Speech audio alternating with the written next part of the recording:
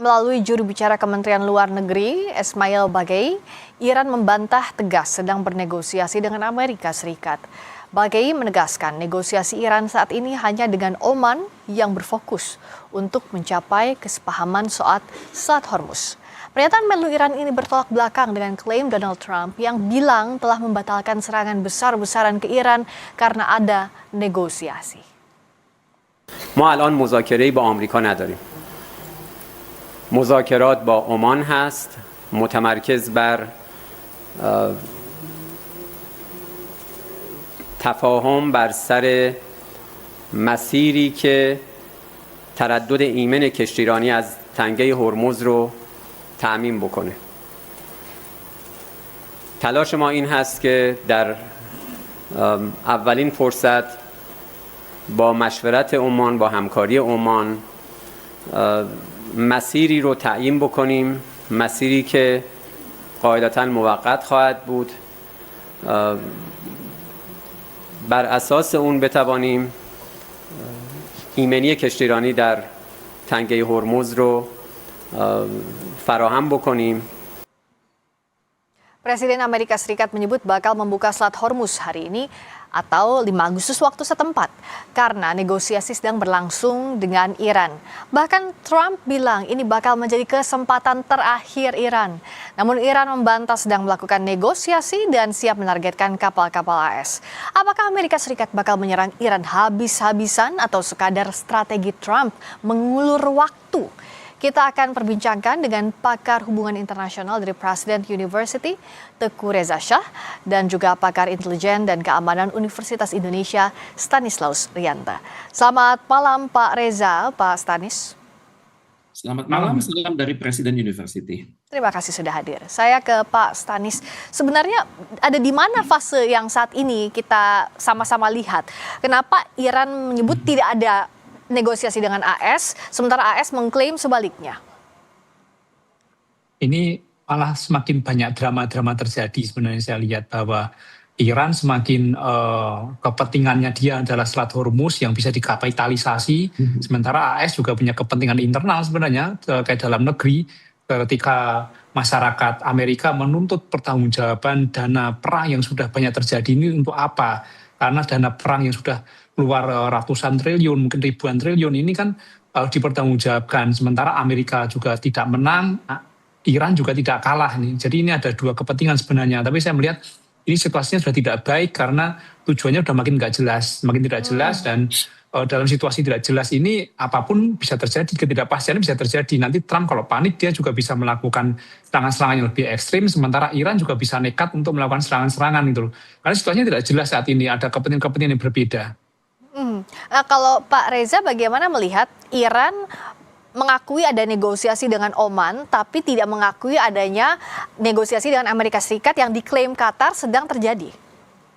Terima kasih. Penjelasan Pak Stanislaus tadi sangat jelas ya. Kalau dalam pandangan saya yang terjadi adalah pengelabuan ya. Karena Trump ini sangat panik ya. Perang ini sudah berjalan 5 bulan 5 hari dan pemilu selat itu akan berlangsung Selasa tanggal 3 November.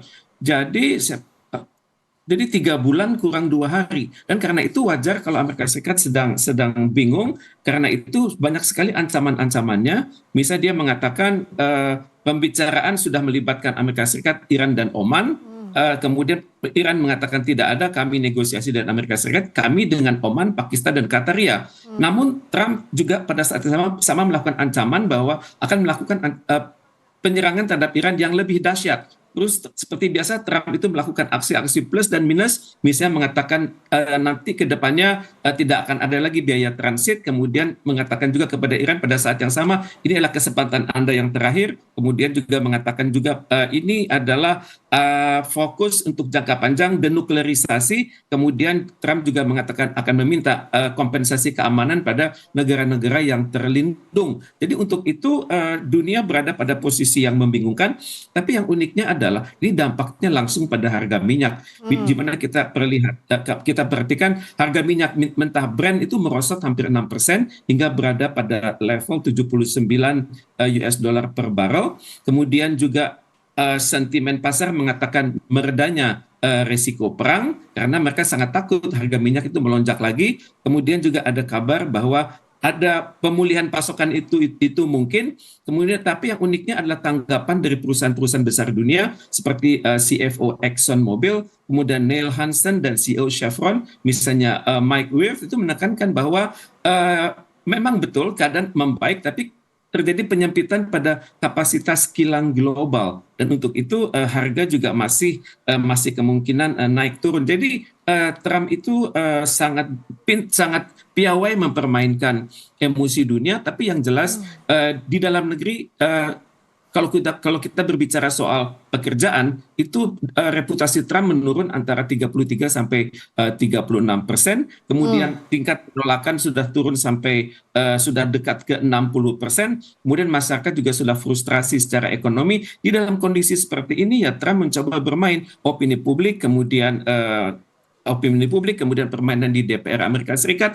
Jadi Trump melakukan banyak aksi yang harapannya adalah ratingnya menaik, kemudian solidaritas sekutu barat itu naik, kemudian dukungan dari perusahaan minyak itu meninggi, dan dengan demikian dia bisa berjalan pelan-pelan. Yang dibutuhkan sekarang adalah exit strategi. Bagaimana caranya perang ini berhenti dan dia mendapat dukungan dari negara-negara yang terlibat dalam negosiasi Qatar, Oman, dan Pakistan. Demikian. Menarik, tadi baik Pak Stanis maupun Pak Reza menjelaskan ada setidaknya 2 faktor yang bisa kita lihat sudut pandangnya, dari mulai konflik di Selat Hormuz juga internal Amerika Serikat yang masih jadi kendala Trump, apalagi sudah 3 bulan perang berlangsung. Saya ke Pak Stanis dulu, kita akan mulai 5 bulan bahkan. Saya ke Pak Stanis dulu, kita bahas dari sisi Selat Hormuz.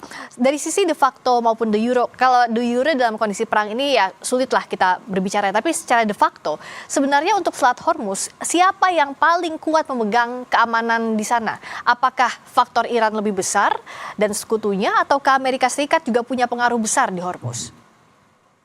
Ya, faktanya Iran menguasai Selat Hormuz. Faktanya menguasai, dan Amerika memang tidak sampai masuk secara dalam ke Selat Hormuz. Dia di bawah, di dekat Oman, di bawah di sana. Jadi dia belum masuk ke Selat Hormuz. Dan Amerika akan berpikir berulang kali kalau dia masuk mengintervensi Selat Hormuz, karena Iran juga mempunyai drone laut, dia juga punya kapal cepat yang siap untuk melakukan serangan-serangan yang ini akan sangat merepotkan. Sementara kapal Indo-Amerika ini juga akan kesulitan ketika masuk ke Selat Hormuz karena ukurannya memang tidak cocok untuk masuk ke Selat Hormuz. Jadi secara de facto Iran menguasai Selat Hormuz, dan ini cukup menjadi senjata yang sangat ampuh. Jadi senjata yang ampuh bagi Iran itu bukan nuklir, bukan peluru kendali, tapi penguasaan Selat Hormuz yang terbukti senjata ini bisa membuat dunia menjadi kena tekanan cukup berat, terutama tekanan terkait energi. Dan yang kita ingat adalah ini Eropa mendekati musim dingin, dan Eropa itu ketergantungan terhadap pasokan gas dari Qatar itu cukup tinggi yang akan lewat Selat Hormuz. Jika Selat Hormuz nanti dikuasai oleh Iran dan pasokan gas ini tidak bisa melewati Selat Hormuz, maka Eropa akan mengalami krisis energi. Ini yang mengkhawatirkan. Kalau dari Pak Reza, soal Amerika Serikat yang menunda serangan, apakah memang sesuai dengan apa yang Trump katakan? Meskipun kita tahu apa yang disampaikan Trump seringkali berbeda dari faktanya dalam hal Iran. Memang secara wilayah pengaruh Iran. Dan untuk itu Iran sedang sangat percaya diri karena dia sudah merontokkan banyak sekali instalasi Amerika Serikat, seperti radar, air defense, kemudian operational infrastructure. Demikian.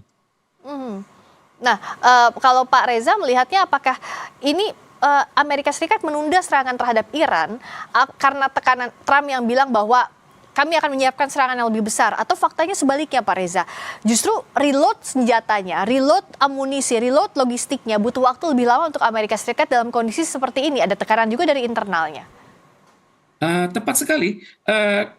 Kalangan dalam negeri sudah mulai meminta pertanggungjawaban dari Donald Trump. Kemudian military industrial complex itu tidak bisa bergerak secepat yang diharapkan Donald Trump, karena kontrak-kontrak itu harus ditandatangani oleh Kongres, kemudian oleh Pentagon, dan juga oleh elit-elit yang berada di Amerika Serikat.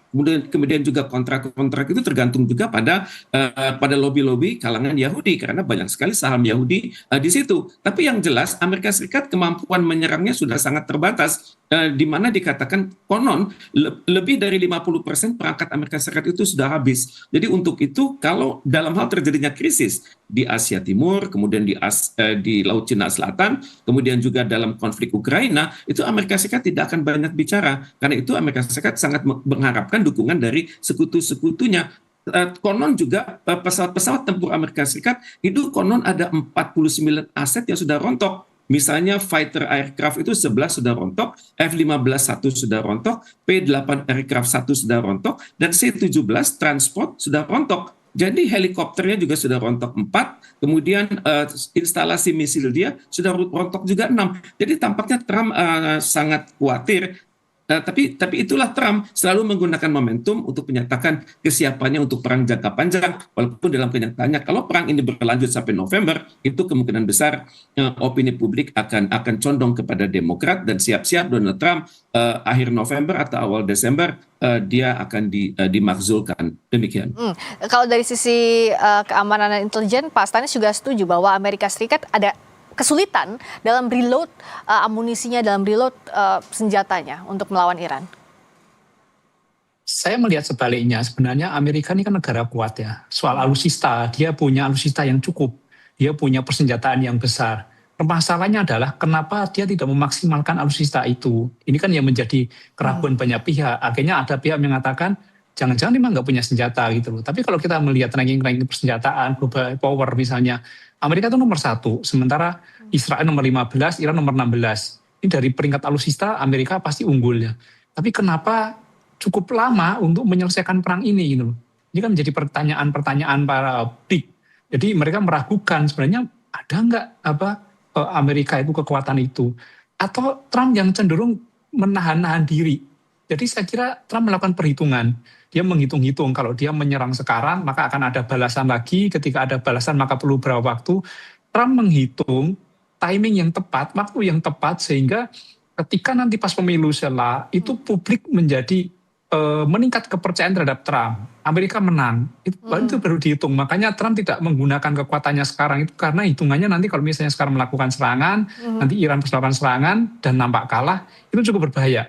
Jadi Trump ingin terlihat menang, Trump ingin terlihat kuat, dan Trump ingin terlihat menggunakan anggaran sebaik-baiknya, momennya pas ketika nanti pemilu selesai. Jadi saya kira ini persoalan waktu, bukan persoalan kebutuhan alutsista atau kekurangan alutsista.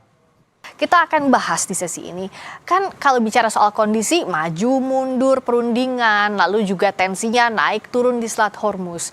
Exit plan yang paling memungkinkan apa? Apakah memang tidak bisa dalam waktu dekat, tapi setidaknya mengarah kemana menuju ke exit plan atau jalan keluar itu, Pak Stanis, kalau dari Anda? Situasi supaya dia menang di pemilu selesai.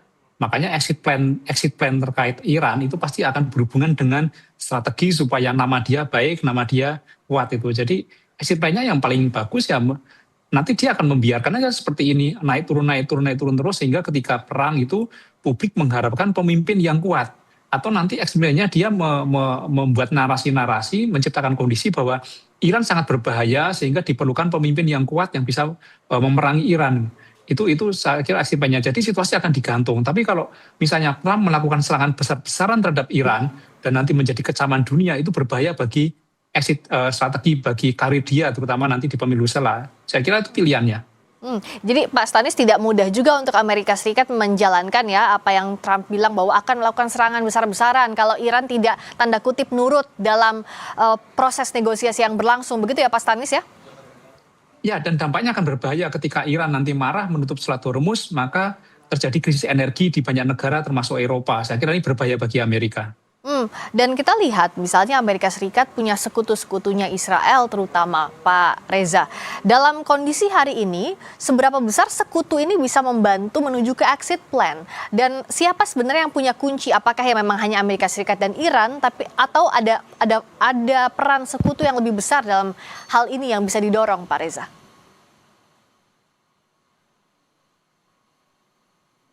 Pak Reza, silakan. Pak, ya, silakan. Terima kasih. Yang diperlukan adalah angin segar bahwa Iran itu melunak kalau bicara soal Hormuz dan juga melunak soal nuklir. Jadi kemudian pada saat yang sama, kalaupun terjadi pergantian kepemimpinan di level menteri pun di Iran, itu sudah merupakan kemenangan bagi Amerika Serikat. Demikian. Tapi bicara soal perundingan, sebenarnya sejauh ini yang masih jadi bottleneck apa sih Pak Reza, sehingga ya belum ada jalan perundingan dari 5 bulan lalu sampai sekarang yang belum bisa ditempuh, yang belum bisa dicari celahnya, Pak Reza.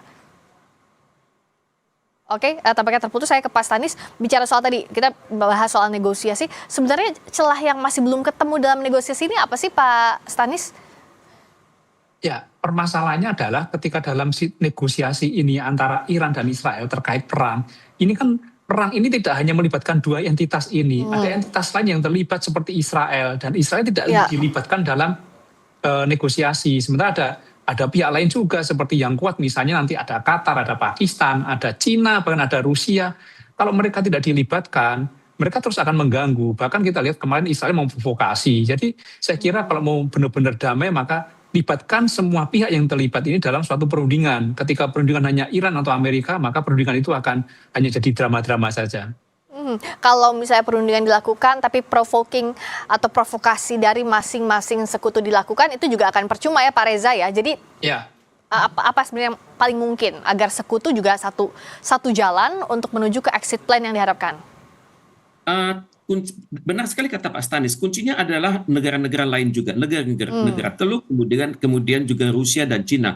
Cukup statement dari Cina dan Rusia yang mengatakan Trump sudah menunjukkan kenegarawanannya dan juga kerja keras dari Donald Trump lewat berbagai negosiasi itu akhirnya akan berujung pada suasana yang lebih baik, walaupun dalam kenyataannya Hormuz dan isu nuklir itu tetap dikendalikan oleh Iran. Ya, Amerika Serikat, Iran dan masing-masing alliance, masing-masing sekutunya harus satu jalan menuju ke jalan keluar ke konflik yang sampai sekarang tidak berkesudahan. Jangan sampai lebih panjang lagi dari 5 bulan yang sudah berjalan. Terima kasih atas waktunya pakar hubungan internasional dari President University, Bapak Teguh Reza Shah. Terima kasih juga Pak Stanislaus Rianta, pakar intelijen dan keamanan Universitas Indonesia. Selamat malam. Terima kasih. Malam, Mbak.